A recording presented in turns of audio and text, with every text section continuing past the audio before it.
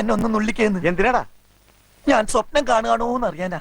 അങ്ങനെ social media ഇൻഫ്ലുവൻസറായ Shimjitha Mustafa ദീപകിന്റെ ജീവനെടുത്ത പ്രതി ഇപ്പോൾ പോലീസിന്റെ പിടിയിലായിരിക്കുന്നു. എന്തരാണല്ലേ മനസ്സ് നിറയിപ്പോ സന്തോഷ. എന്റെ കണ്ണുകൾ എനിക്ക് വിശ്വസിക്കാൻ കഴിയുന്നില്ല. വടകരയിലെ ബന്ധു വീട്ടിൽ ഒളിവിൽ കഴിയുകയാണ് പോലീസ്. കസ്റ്റഡിയിലെടുത്ത് അറസ്റ്റ് രേഖപ്പെടുത്തിയിരിക്കുന്നു. പെട്ടെന്ന് ഒരു ഐഡിയ തോന്നിയതാ സാർ. ഉച്ചയ്ക്ക് മുൻപാണ് ഷിംജിതയെ പോലീസ് കസ്റ്റഡിയിലെടുത്ത് അറസ്റ്റ് രേഖപ്പെടുത്തിയത്. എന്റെ അടുത്താ നിന്റെ അഭ്യാസം അല്ലേ? എനിക്ക് ഞാൻ വെച്ചിട്ടുണ്ട്. ഇപ്പോൾ വൈദ്യപരിശോധന പൂർത്തിയാക്കി കോടതിയിലേക്ക് കൊണ്ടുപോവുകയാണ്. ഏറ്റവും അപകടം പിടിച്ച 2 സാധനങ്ങളാണ് മൊബൈൽ ഫോണും പെണ്ണും.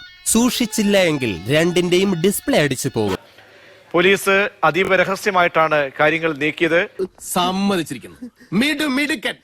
പൊതുസമൂഹത്തിൽ നിന്നുള്ള വൈകാരികമായിട്ടുള്ള പ്രതികരണങ്ങൾ ഇത് മുന്നിൽ കണ്ട് വലിയ പ്രതിഷേധം പ്രതിക്ക് നേരെ ഉണ്ടായേക്കാം. കയ്യിൽ കിട്ടിയിരുന്നെങ്കിൽ ഒന്ന് പെരുമാറായിരുന്നു. എന്റെ കൈ കിട്ടില്ല.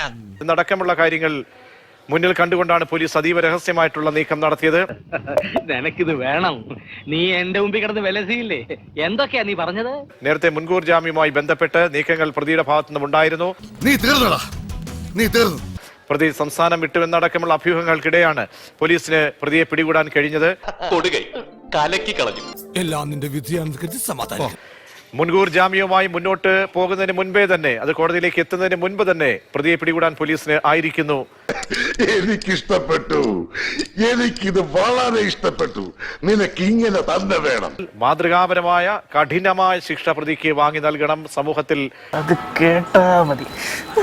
ഇനി മറ്റൊരു ദീപക് ഉണ്ടാകരുത് എന്ന് പൊതുസമൂഹത്തിന്റെ അടക്കം വലിയ പ്രതിഷേധങ്ങളും പ്രതികരണങ്ങളും.